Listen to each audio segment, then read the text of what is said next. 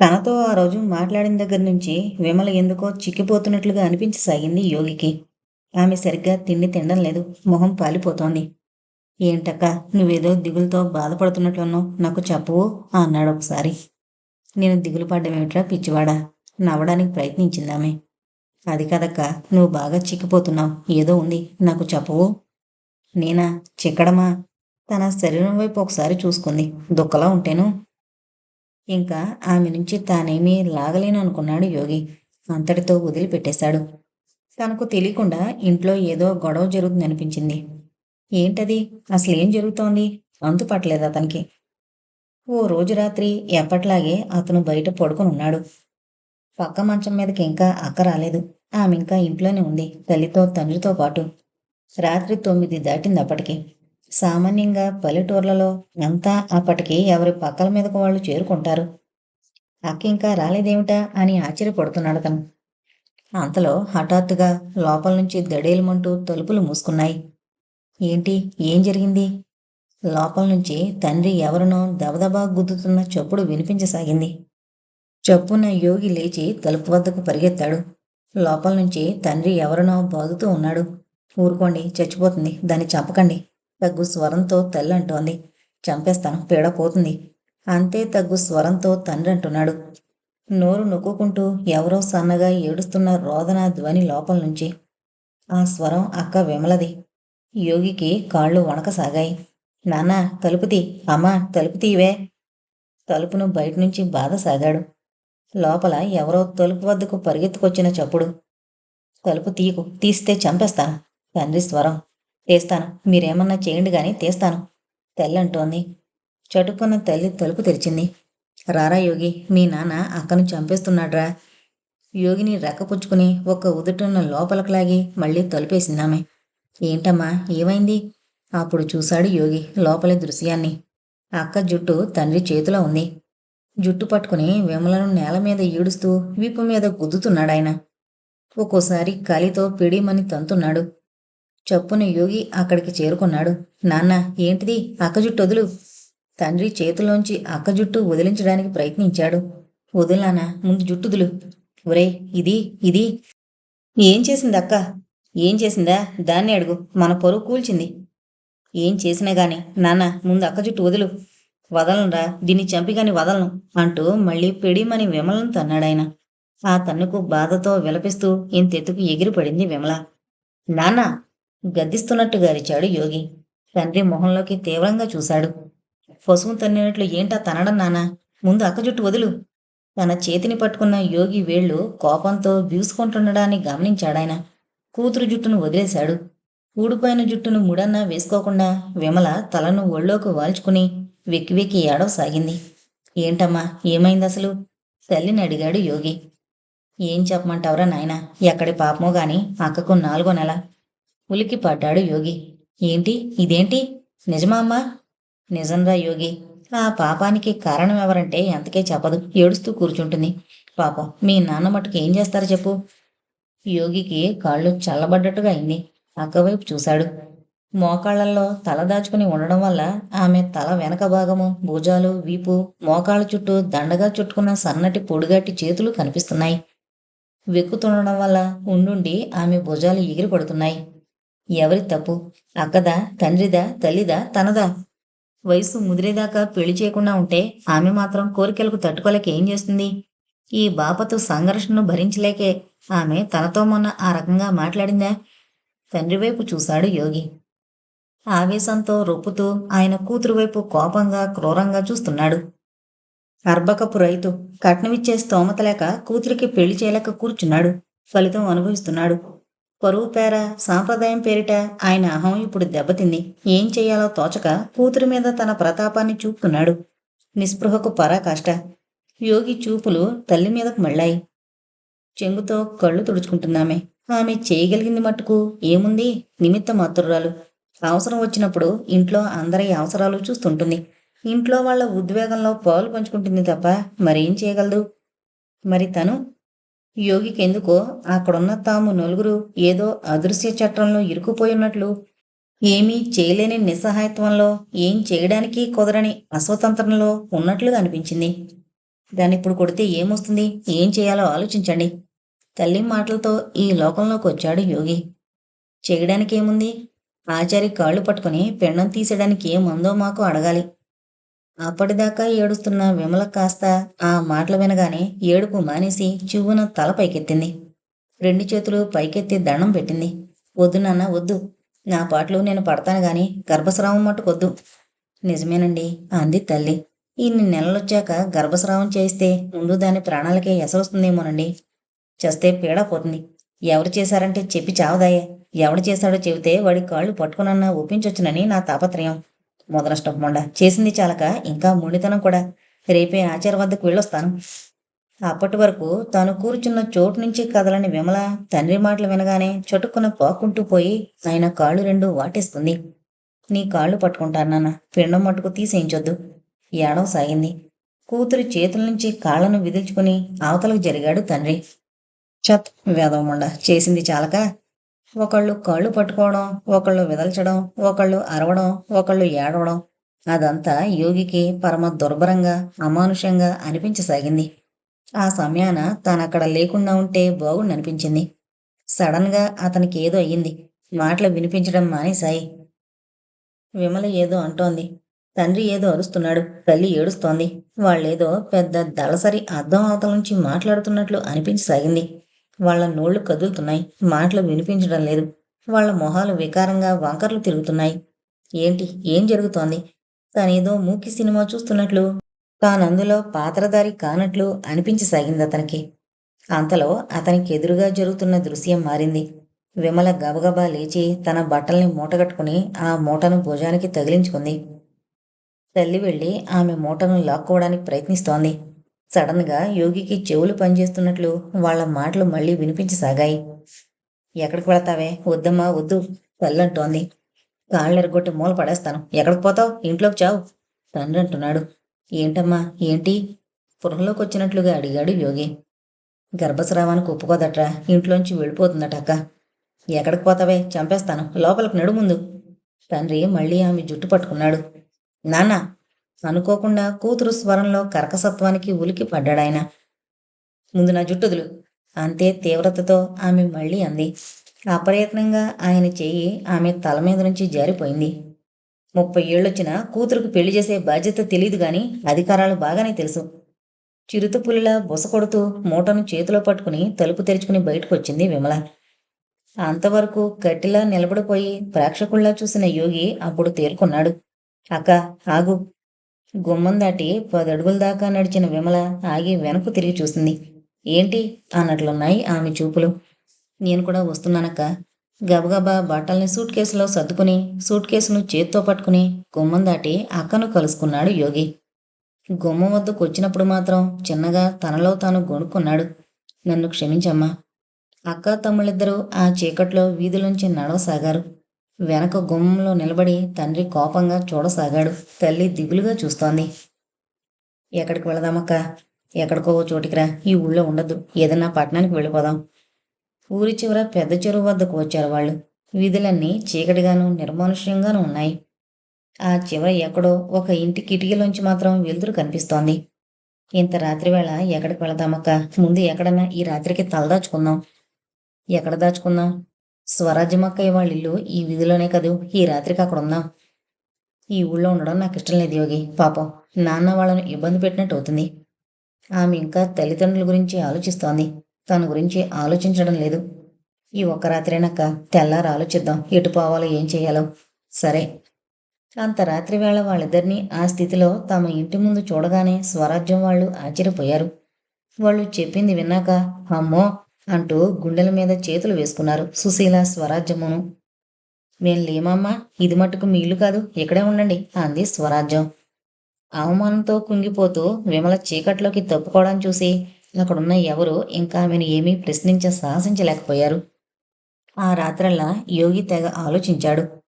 చేతిలో పైసా అనేది లేకుండా ఎటన్నా పట్టణానికి వెళ్ళినా గాని ఇంత అర్ధాంతరంగా వెళ్ళి తాము ఏం చేయగలరు? ఉద్యోగం దొరకడం ఎంత కష్టమో తనకింతకు పూర్వమే అనుభవంలోకి వచ్చింది. ఇక్కడే ఉండి ఏదన్నా చెయ్యాలి, కానీ అక్క ఒప్పుకుంటుందా? మర్నాడు యోగి నిద్రలేచేసరికి రావు వచ్చి ఉన్నాడు. నాకీ ఉదయమే తెలిసింది అన్నాడు. విమల ఊరు వదిలి వెళ్ళిపోదామంటున్న సంగతి తెలిసి ఆయన కోపడ్డాడు. ఆఖరికి అంతా కలిసి చర్చించుకుని యోగి వాళ్ళ ఊళ్ళోనే ఉండాలన్న నిశ్చయాన్ని బలపరిచారు. వాళ్ళ విషయాల గురించి మాట్లాడుకుంటుండగా యోగి మనసులో మాత్రం ఒక ప్రశ్న పురుగులా తొలచసాగింది. అంతా బాగానే ఉంది గాని సంపాదన ఎలా? సంపాదన లేకుండా తను విమల ఎలా మనగలరక్కడ? దానికి సమాధానాన్ని ఒక దశలో రావు వివరించాడు. నేను స్కూల్ పిల్లలను సమకూర్చి పెడతాను. ట్యూషన్లు చెప్పుకుందిరి గాని. రావు తనను ఎన్ని రకాలుగా ఆదుకుంటున్నాడో తెలిసి యోగి కృతజ్ఞతతో తలమునకలైపోయాడు. తను చావు బతుకుల్లో ఉండగా రక్తదానం చేసి ఆదుకున్నాడు. ఇవాళ మళ్ళీ ఈ రకంగా. తనకు అతను ఏమవుతాడని, తను అతడి రుణాన్ని ఏ రకంగా తీర్చుకోగలడు? చంద్రమ్మ అని ఆ ఊళ్ళో ఒక విధవాడుంది. ఆమెకు తెనాల్లో ఉద్యోగం చేస్తున్న ఒక కొడుకున్నాడు. ఆమెకు ఆ కొడుకు తప్ప వేరే ఎవరూ లేకపోవడంతో ఆమె ఆ కొడుకు వద్దే ఉంటోంది. ఊళ్ళో ఆమెకున్న పెంకుటిల్లు ఖాళీగా ఉండడంతో రావు తెనాలి వెళ్ళి ఆమెతో మాట్లాడి ఆ ఇంటిని ఆమె అద్దెకిచ్చేటట్టుగా మాట్లాడాడు. నెలకు 50 రూపాయలు. ఆ ఇంటిని బాగు చేసుకుని యోగి, విమలలు ఆ ఇంట్లో ప్రవేశించారు.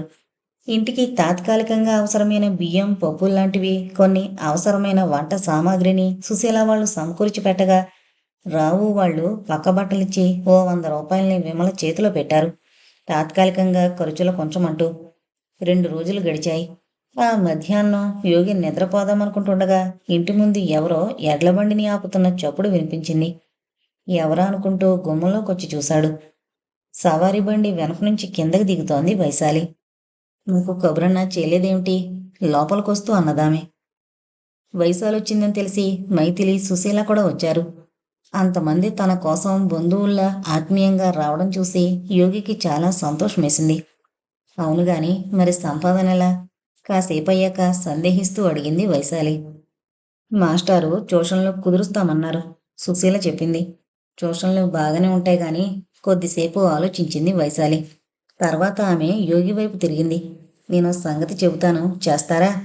ఏంటది? మీరు పొలాన్ని కౌలుకు చేస్తే. నేనా? పొలాన్ని కౌలుకు చేయడమా? అదేంటి అలా అంటారు? ఏం లేదు, నాకు కౌలుకి ఎవరిస్తారా అని. ఎందుకెవరు? నేనిపిస్తాను, చేస్తారా? చేస్తానన్నట్లు తల ఊపాడు యోగి. మా పొలాన్ని చెయ్యండి. ఉలిక్కి పడ్డాడు యోగి. ఏంటి మీ పొలాన్నా? ఆశ్చర్యంగా అడిగాడు. అవునండి, మాకు 8 ఎకరాల మాగాణుంది. పండిన దాంట్లో సగం మీకు, సగం నాకు. ఖర్చులు కూడా చిరుసగం. పెట్టుబడి ముందుగా నేనే పెడతాను, తర్వాత తీర్చేద్దురుగాని. ఇంకేం మామయ్య, ఒప్పుకోరాదు? చొప్పునంది సుశీల. నీకు అవసరమైతే మా నాన్న కూడా వచ్చి సహాయం చేస్తాడు. ఆ వెంటనే ఆమె మళ్ళీ వైశాలి వైపు తిరిగింది. మా మామయ్య ఒప్పుకుంటున్నాడక్క. మీ మామయ్య తరపున నువ్వే చెబుతున్నావా? అవును, అంతే కదూ మామయ్య. అంతే కదా, నవ్వుతూ అన్నాడు యోగి. అయితే మీకు అడ్వాన్స్గా 200 ఇస్తున్నాను అంటూ వైశాలి తన పర్సులోంచి 200 కాగితాలు తీసి యోగి చేతికిచ్చింది. ఇదేంటి ఇప్పుడే ఎందుకండి? యోగి మొహమాట పడ్డాడు. అలా కాదు, మీకు పెట్టుబడి నేనే పెడతానన్నాను కదా, అందుకని అడ్వాన్స్గా మీకు వీటినిస్తున్నాను. ఈ వాటి నుంచి మా పొలం మీ చేతుల్లో ఉన్నట్టు లెక్క. ఓ అంటూ కేరింతలు కొడుతూ చప్పట్లు కొట్టింది సుశీల. మైథిలి కూడా చిలిపిగా చప్పట్లు కొట్టేసరికి అందరూ నవ్వుకున్నారు. రేపో ఎల్లుండో మీ వీలు చూసుకుని ఒకసారొచ్చి పొలాన్ని చూసుకోండి, వెళుతూ వెళుతూ అంది వైశాలి. పాపం మనల్ని ఆదుకోవడం కోసమే ఆమె ఈ డబ్బు ఇచ్చినట్లుంది. ఆ రాత్రి విమలంది. అవునక్క, వీళ్ళందరినీ చూస్తుంటే నాకెంత సంతోషం కలుగుతోందో తెలుసా?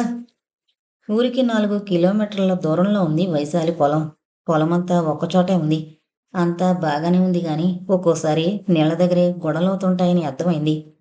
సుశీల వాళ్ళ నాన్న యోగి వెంటొచ్చి పొలాన్నంతా చూసిపోయాడు. ఒకరోజు యోగి వెళ్ళేసరికి వైశాలి ఇంటి ముందు కూర్చుని దిష్టిబొమ్మ లాంటి దాన్ని తయారు చేస్తోంది. ఆ పక్కనే ప్లేట్లో మాంసం ముక్కలున్నాయి. ఆ ముక్కల్ని ఆమె దిష్టిబొమ్మ మెడవద్ద చుట్టూ పేరిచే గుడ్డ పీలికల్ని చుడుతోంది. అదేంటి? ఆశ్చర్యంగా అడిగాడు యోగి. చూస్తుండండి, సీరియస్గా అన్నదామె. ఆమె కళ్ళు చాలా దీక్షగా, నిశితంగా బొమ్మ మెడవైపు చూస్తున్నాయి. చేతులు బొమ్మ మెడ చుట్టూ కదులుతున్నాయి. చేస్తున్న పని పూర్తి కాగానే ఆమె బొమ్మను కర్రకట్టి కర్రను అంత దూరాన నేలలో పాతింది.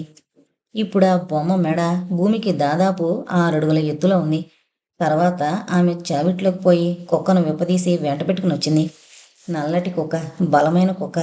నాలుకను బయటికి చాచి ఆకలితో రొప్పుతోందది. పక్కన యోగి ఉన్నాడన్న స్పృహ కూడా లేనట్లుగా ప్రవర్తించింది వైశాలి. కుక్కను తీసుకురాగానే ఆ బొమ్మ వైపుకు వేలుని చూపిస్తూ గొలుసును విప్పింది. రాము, తినేసేయ్. చాలా సన్నగా రహస్యం చెబుతున్నట్లుందామె స్వరం. అంతే, ఆమె ఎప్పుడైతే అలా అందో ఆ వెంటనే కుక్క మెరుపులా ముందుకు దూకింది. కొద్ది దూరం పరిగెత్తి కుక్క ఒక్క ఉదుటున దిష్టిబొమ్మ మీదకి ఎగిరింది. దిష్టిబొమ్మ వెలకిలా నేల మీద పడిపోయింది కుక్కతో పాటు. గుర్రు గుర్రుమంటూ భయంకరంగా మొహం పెట్టి కుక్క తన వాడి పళ్లతో దిష్టిబొమ్మ మెడలు చీల్చి చెండాడసాగింది. రాము, చంపేసేయ్. రాము, తినేసేయ్. గుసగుసగా ఉసుగొలుపుతోంది వైశాలి. పేట్రేగిపోయి కుక్క తలను అటు ఇటు విసురుతూ కోరలతో కసిగా బొమ్మ మెడను చీల్చసాగింది. నాట్ల కాలం. సుశీల వాళ్ళ నాన్న సహకారంతో యోగి 6 ఎకరాల్లో నాట్లు వేయించాడు. ఇంకా 2 ఎకరాల్లో నాట్లు వేయాలి. ఈ 2 ఎకరాల్లో కూడా నాట్లు వేస్తే కొన్నాళ్లపాటు తను విశ్రాంతి తీసుకోవచ్చు. అలా అనుకుంటూ ఆ సాయంత్రం అతను పొలంలో గొడ్డు వెంట నడుస్తున్నాడు. అంతలో అతనికి ఎదురుగా ఎవరో ఉన్నట్లు అనిపించింది. నల్లగా ఇంతెత్తునున్నాడతను. ఆజాను బాహు, మొహం కఠినంగా ఉంది. యోగి అంటే తమరేనా అండి? అతను అన్నాడు. అతని మాటల్లో ఏదో వ్యంగ్యం ఉంది. అవునండి, అన్నాడు యోగి. నా పేరు సత్యనారాయణ. వినే ఉంటారనుకుంటాను. అదే ధోరణిలో మళ్ళీ వ్యంగ్యంగా అన్నాడతను. సత్యనారాయణ అనగానే యోగి గుండెలు జల్లుమన్నాయి. ఇతనే వైశాలి భరత రామారావును ముక్కలుగా నరికి చంపింది. సరిగ్గా అతను తన ఎదురుగా గట్టు మీద నిలబడున్నాడు. ఎదురుబొదురుగా ఉన్న తామిద్దరిలో ఎవరు కదలాలన్నా ఎవరో ఒకరు గట్టు దిగి దారి వాలి. అతను దిగుతాడా, తను దిగాలా? సందిగ్ధంలో పడ్డాడు యోగి. మీ పేరు నేను వినలేదండి, కొద్దిపాటి నమ్రతతో అన్నాడు. వినలేదా? ఆశ్చర్యంతోనో కోపంతోనో గాని అతని కళ్ళు పెద్దవయ్యాయి. నా పేరు వినలేదా? రెట్టిస్తూ మళ్ళీ అడిగాడు సత్యనారాయణ. వినలేదు అన్నట్టు తలను అడ్డంగా ఊపాడు యోగి. చాలా ఆశ్చర్యం, తనలో తను గొణుకుంటున్నట్లుగా అన్నాడు సత్యనారాయణ. కొద్దిసేపు ఊరుకుని మళ్ళీ అన్నాడు. అది చెప్పలేదా? ఎవరు? వైశాలి. వైశాలి గురించి అతను అలా అనేసరికి యోగికి బాగా కోపం వచ్చింది. అప్రయత్నంగా అతని దవడలు గిట్టకరుచుకున్నాయి. కాలరు పుచ్చుకుని సత్యనారాయణను ఈ దవడ ఆ దవడ వాయించాలనుకున్నాడు.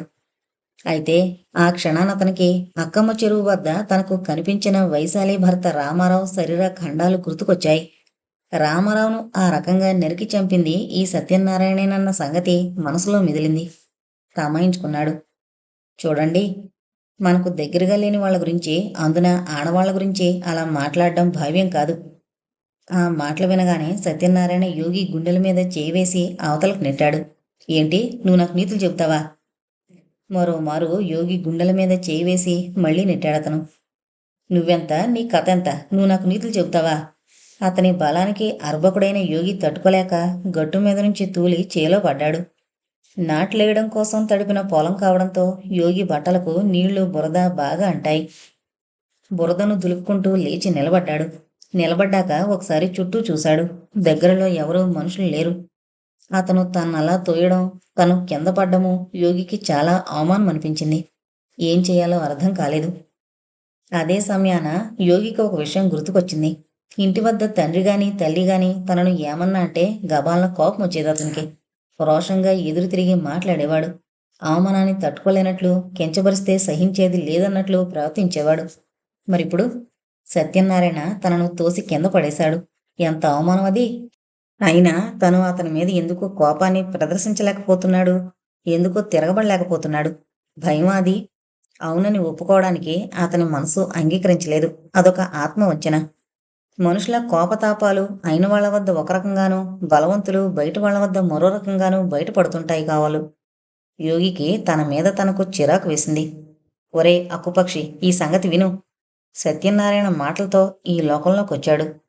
నాతో గొడవ పెట్టుకుంటే ఈ ఊళ్ళో నువ్వు కౌలు చేయలేవు. నీ పిండాకుడు చేయలేవు. కొంచెం దూరం పోయాక సత్యనారాయణ ఆగి మళ్ళీ అన్నాడు. ఒరే, నీ వైశాలితో ఈ మాట కూడా చెప్పు. అది నాకు ముండగా ఉంటే ఈ గొడవలేవి ఉండవు. నువ్వు సుఖపడతావు, అది సుఖపడుతుంది. పోయి ఈ సంగతిని దానికి చెప్పు. ఈ మాటలు యోగికి బాగా కోపాన్ని తెప్పించాయి. కందగడ్డలయింది అతని ముఖం.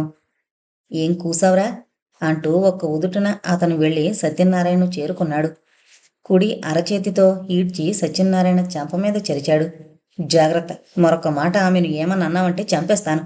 రొప్పసాగాడు. యోగి ప్రవర్తనకు సత్యనారాయణ మొదటి క్షణాన బిత్తరపోయాడు. ఆ వెంటనే తేరుకున్నాడు. చిన్న పిల్లవాణ్ణి ఎత్తినట్లుగా యోగిని 2 చేతులతో పైకి లేపాడు. ఆజానుభావుడైన సత్యనారాయణ ముందు యోగి చిన్న పిట్టలా ఉన్నాడు. పహీల్వాన్లా 2 చేతుల్ని నిటారుగా పైకి లేపి యోగిని పైన గాలిలో గిరగిరా తిప్పాడు. అతనలా తిప్పుతుంటే యోగికి పైన ఆకాశం గుండ్రంగా తిరిగిపోతున్నట్లు అనిపించింది. ఆ సమయాన అతనికేదో హాయిగా కూడా అనిపించింది. ఇంకొంచెం సేపు అతనలా తిప్పితే బాగుండు అనిపించింది. చిన్నప్పుడు మేనమామ ఎత్తుకుని తిప్పుతుంటే కూడా అతనికి అలాంటి అనుభూతులే కలిగేది. ఆ అనుభూతిని హాయి అనడం కంటే థ్రిల్ అంటే బాగుంటుంది. 2-3 చుట్లు అలా గుండ్రంగా తిప్పి సత్యనారాయణ యోగిని విసిరి చేలో పడేసి పెద్దగా నవ్వాడు. మూటలా పోయి చేను మధ్య పడ్డాడు యోగి. తడుసున్న చేలో అతను పడ్డచోట నీళ్లు ఇంతెత్తున చింది దూరంగా పడ్డాయి. వెన్ను కలుక్కుమన్నట్లుగా అయ్యి బాధగా మూలిగాడు యోగి. జాగ్రత్త, ఈ సత్యనారాయణ అంటే ఏమనుకుంటున్నావో? పెద్ద పెద్ద అంగలు వేసుకుంటూ ఊరువైపు నడవసాగాడతను. కొద్ది క్షణాల పాటు యోగి తను పడ్డ చోటు నుంచి కదలలేకపోయాడు. బురదలో అలా మోచేతి మీద ఒరిగి దూరాన గట్టు మీద నడిచిపోతున్న సత్యనారాయణ వైపు నోరు తెరుచుకుని చూడసాగాడు. బట్టల నిండా బురద, నీళ్లు. చీకట్లు కమ్ముకుంటున్నాయి. వైశాలి వద్దకొచ్చినప్పుడల్లా యోగి సైకిల్ మీద వస్తాడు. సైకిల్ను ఆమె ఇంటి ఆవరణలో పెట్టి పొలం వెళతాడు. పనంతయ్యాక మళ్ళీ సైకిల్ తీసుకుని తన ఊరు వెళ్ళిపోతాడు. ఆ పూట కూడా అతను సైకిల్ను వైశాలి ఇంటి వద్ద వదిలి పొలం వచ్చాడు. ఆమెకు కనిపించకుండా సైకిల్ను తీసుకుని ఇంటికి వెళ్ళిపోవాలనుకున్నాడు. నెమ్మదిగా గేటు తెరచి చప్పుడు కాకుండా సైకిల్ తీశాడు. సరిగ్గా ఆ సమయాన గుమ్మంలోంచి వైశాలి గొంతు వినిపించింది. సైకిల్ తీస్తున్నారేంటి? ఇంటి వద్ద కాస్త పనుంది, త్వరగా వెళ్ళిపోదామని నసిగాడు ఇబ్బందిగా. భలేవారే, లోపలికి రండి, కాఫీ తాగి వెళుదురుగాని అందామె గుమ్మం దిగి యువతలకొస్తూ. చచ్చంద్ర బాబు అనుకున్నాడు యోగి. అంతలో ఆమె అడగనే అడిగింది. అరే, బట్టలంతా ఈ బురదేంటి? కొద్దిగా నోరు తెరిచి నోటి మీద వేలుంచుకుని కళ్ళు పెద్దవి చేస్తూ చూసిందామె. యోగికి సిగ్గనిపించింది. గట్టు మీద కాలు జారి పడ్డాను గొణిగాడు. అరే, నొచ్చుకుందామె. దెబ్బలేమీ తగల్లేదు కదూ? మళ్ళీ అడిగింది. నడుమద్దింకా నొప్పిగా ఉందతనికి. అదేమీ లేదులేండి అన్నాడు పైకి బెంకంగా. ఆమె వెనక ఇంట్లోకి వెళ్ళక తప్పలేదు. యోగిని కుర్చీలో కూర్చోమని చెప్పి వైశాలి లోపలికి వెళ్ళి కప్పులో వేడివేడి కాఫీని తీసుకునొచ్చింది. కాఫీ తాగుతూ అతడి వైపు పరీక్షగా చూడసాగింది. ఆమె తన వైపు అంత నిశితంగా చూస్తుంటే యోగి ఇబ్బందిగా కుర్చీలో అటు ఇటూ కదిలాడు. యోగి గారు, నిజం చెప్పండి సడన్గా అందామె. పొలాన్ని ఏమన్నా గొడవ జరిగిందా? ఆమె అంత హఠాత్తుగా ఆ ప్రశ్న అడిగేసరికి యోగికి ఏం సమాధానం చెప్పాలో తెలియలేదు.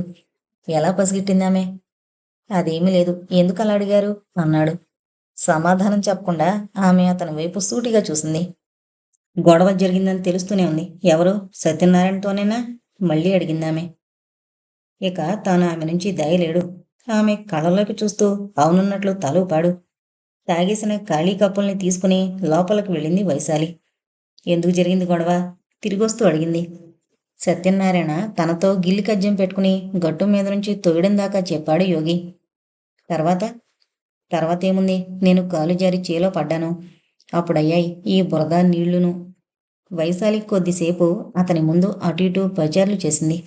లేదు యోగి గారు, మీరింకా ఏదో దాస్తున్నారు. కొట్టుకునేంత దాకా ఎందుకైంది గొడవ?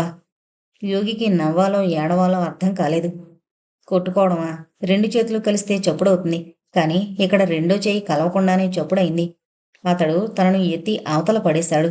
తన నుంచి ఏ ప్రతిఘటన లేకుండానే. ఆ సంగతి చెప్పుకోవడానికి సిగ్గుచేటు. చెప్పాక ఆమె తన గురించి ఏమనుకుంటుంది? ఆమె వద్ద తను చులకనైపోడు. ఆమె ఇంకా ప్రస్తావన అంతటితో ముగిస్తే బాగుండనిపించింది అతనికి. మిమ్మల్ని ఏమన్నా అన్నాడా? మళ్ళీ అడిగిందామె. లేదు లేదు. పోనీ నన్ను? అవునని గాని కాదని గాని ఏ సమాధానం చెప్పలేకపోయాడు యోగి. అర్థవంతంగా ఆమె మొహంలోకి చూశాడు. గ్రహించిందామె. చకచక ఆమె కళ్ళు మెరిశాయి. ఏమన్నాడు? తీక్షణంగా చూసింది. బుర్రగోక్కున్నాడు యోగి. ఏదో అన్నాడు గాని ఇక ఇంతటితో ఆ విషయాన్ని వదిలేండి వైశాలి గారు. అలా కాదు, ఏమన్నాడు? తెలుసుకుని ఏం చేస్తారు? ఏదో ఒకటి చేస్తాను. అతను ఏమన్నాడో చెప్పండి ముందు. ఆమె మరీ అంతగా బలవంతం పెడుతుంటే యోగికి చికాకు లాంటిది కలిగింది. అసహనంగా చూశాడు. ఏమని చెప్పమంటారు వైశాలి గారు? మిమ్మల్ని ఉంచుకుంటాడట. అందుకు ఒప్పుకుంటే పొలం వద్ద ఏ గొడవలు ఉండవట. ఆ మాటలను ఉచ్చరించడానికే నామోషి అనిపించింది అతనికి. అన్నాక ఇంకా ఆమె వైపు చూడలేకపోయాడు. ఆ మాటలు వింటూనే వైశాలి కళ్ళు క్రోధంతో పెద్దవయ్యాయి.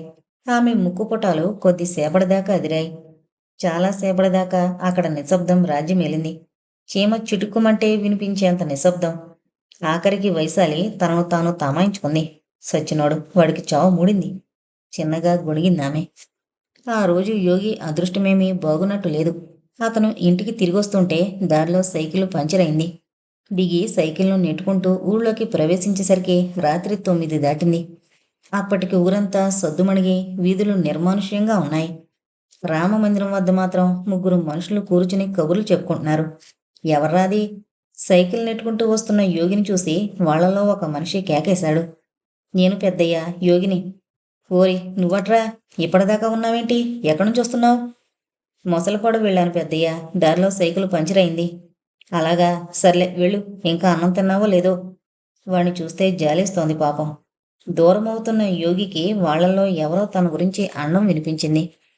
సైకిల్ను దొడ్లో పెట్టి గుమ్మం వద్దకు నడిచాడు యోగి. తలుపులు దగ్గరగా వేసున్నాయి. నెట్టాడు. ఎదురుగా ఇంట్లో లైటు వెలుగులో నేలమీద కూర్చుని విమల ఏదో రాసుకుంటోంది. ఒడిలో కాగితము, అద్దుడు కింద ఏదో పత్రికను పెట్టుకుని పెన్సిల్తో తదేకంగా రాస్తోంది. రాయడం కాదది, ఏదో బొమ్మ గీస్తున్నట్టుగా ఉంది. ఆశ్చర్యం వేసింది యోగికి. అక్క! గుమ్మంలోంచి కేకేశాడు. ఉలిక్కి పడుతూ తలెత్తింది విమల. తమ్ముణ్ణి చూడగానే గాబరాగా చేతిలో కాగితాన్ని గబగబా మడిచి లేచి వెళ్ళి అవతలగా ఉన్న పెట్టెలో పెట్టి తాళం వేసింది. ఇప్పటిదాకా ఉన్నావేంట్రా? ఆమె అంత భద్రంగా కాగితాన్ని పెట్టెలో పెట్టి తాళం వేయడాన్ని చూసి యోగికి విచిత్రం అనిపించింది. అంత రహస్యమైందా కాగితం? అరే, బట్టలన్నీ ఇంత బురద కొట్టుకున్నాయేంటి? ఏం జరిగింది? ఏం జరగలేదు గాని, అక్క, నాకు కొంచెం వేడినీళ్ళు పెడతావా? అలసిపోయాను, స్నానం చేస్తాను. విమల గబగబా పొయ్యి రాజేసి నీళ్లు పెట్టింది. ఆమె జీవితం ఏం కాబోతోంది? స్నానం చేస్తున్నంతసేపు యోగి మనసులో అక్క గురించిన ఆలోచనలే మెదిలాయి. అక్క, ఓ సంగతి అడుగుతాను, చెబుతావా? అన్నం తింటున్నప్పుడు అడిగాడు. ఏంట్రా? కోపగించుకోనంటేనే. కోపగించుకోనుగా. కొద్దిసేపు తడపటాయించాడు యోగి. ఎవరా మనిషి? నిన్నీ స్థితికి తీసుకొచ్చిన వ్యక్తి? ఆఖరికన్నాడు. అతని ప్రశ్న వేయగానే విమల మొహంలో చాలా మార్పు వచ్చింది. ఒరే యోగి, ఈ ప్రశ్నను మాత్రం ఇంకెప్పుడూ అడక్కు, కలవరంగా అందామె. ఎందుకనక్క? చెబితే ఏమవుతుంది? ఏం కాదు, దానివల్ల ఏ ఉపయోగమూ లేదు, అందుకని. ఎందుకని ఉపయోగం ఉండదు? నేను వెళ్ళి అతని కాళ్ళు పట్టుకుంటాను. చప్పున తమ్ముడి కళ్ళలోకి చూసింది విమల. ఆమె కళ్ళలో అపరిమితమైన దిగులు. యోగి, నువ్వనుకున్నంత తేలిక కాదది. కాని పని గురించి ఎందుకు ఆరాలు తీస్తావు? ఎందుకు కాదో చూస్తాను. నువ్వైతే చెప్పక్క, ఎవరతను? మళ్ళీ అదే ప్రశ్న. ఇంతటితో ఈ ప్రస్తావనను వదిలే యోగి, ఇంకెప్పుడూ నా వద్ద మళ్ళీ తేవద్దు. ఆమె అంత కరాఖండిగా మాట్లాడడం యోగికి బాధ అనిపించింది. అక్క, చిన్నప్పటినుంచి అమ్మతో పాటు నువ్వు కూడా నన్నెంతో ప్రేమగా చూసావు. నాకంటే నువ్వు పెద్దదానివయ్యుండి కూడా నేను ఏదన్నంటే కోపం తెచ్చుకోకుండా, బాధపడకుండా నేనంటే జాలి చూపేదానివి. నాకెప్పటికీ ఒక సంఘటన బాగా గుర్తుంది. హైమ వాళ్ళింటి వద్ద ఒకసారి నువ్వు జామకాయ కోసి నాకివ్వకుండా హైమకిస్తే నాకు చాలా కోపం వచ్చింది. గుర్తుందా అక్క? ఆ రోజు నేను కోపంతో చేతిలో ఉన్న కర్రతో నీ కాలికేసి కొట్టాను. 4 రోజుల పాటు నువ్వు కుంటుతూ నడిచావు. అప్పుడు కూడా నువ్వు నా మీద కోపగించలేదు. నువ్వు అమ్మతో గాని నాన్నతో గాని నా మీద చెప్పలేదు. అలాంటి నీకు మాట తడబడ్డంతో యోగి కొద్దిసేపటిదాకా మాట్లాడలేకపోయాడు. నీళ్లుబికిన అతని కళ్ళం చూసేసరికి విమల ఇంక దుఃఖాన్ని ఆపుకోలేకపోయింది. చొప్పున అతని పక్కకు జరిగి అతని భుజం మీద తలపెట్టి ఏడ్చింది. ఒరే యోగి! ఇద్దరూ అలా ఏడుస్తూ కూర్చున్నారు కాసేపు. అప్పటికి యోగి అన్నం తినడం పూర్తి కావడంతో అతను పీట మీద నుంచి లేవకుండానే పళ్ళాన్ని అవతలికి నెట్టాడు. దుఃఖం కాస్త తగ్గాక యోగి మళ్ళీ అన్నాడు. అక్క, నీకు నేను ఏమాత్రం సహాయపడగలిగినా నా జీవితం ధన్యమైందనుకుంటానక్క. అతనెవరో చెప్పవు? అతని మాటలకు వలవలా ఏడ్చింది విమల. ఎలా చెప్పమంటావురా యోగి? తెలిసి నువ్వేమీ చేయలేవని నిన్నెట్లా నమ్మించమంటావు? ఎందుకు చేయలేనక్క? అతనిది మన కులం కాదా? సమాధానం చెప్పలేదామె. ఏడుపే ఆమె సమాధానం. అతనికి పెళ్ళయిందా? అందుకు ఆమె సమాధానం ఏడుపే. తిక్కపుట్టి యోగి పిడికిళ్ళు 2 బిగించి తలమీద గట్టిగా బాదుకోసాగాడు. చొప్పున విమల అతడి 2 చేతుల్ని గట్టిగా పట్టుకుంది. అతని తలను ఒళ్ళోకి తీసుకుంది. వద్దురా యోగి, వద్దు. ఇదంతా మన కర్మ. నిశ్శబ్దంగా ఉన్న ఆ ఇంట్లో అంతా నిద్రపోయిన ఆ రాత్రివేళ ఒంటరిగా ఉన్న ఆ అక్కా తమ్ముళ్ళు ఆ లైటు వెలుగులో తోడెవరూ లేక ఏం చేయాలో తెలియక అరిచేవారు, ఓదార్చేవారు లేక ఒకరి పక్క ఒకళ్ళు అలా దిగులుగా, దీనంగా, విషాదంగా ఆ దిక్కుమాలిన రాత్రంతా ఉసూరుమంటూ గడిపారు.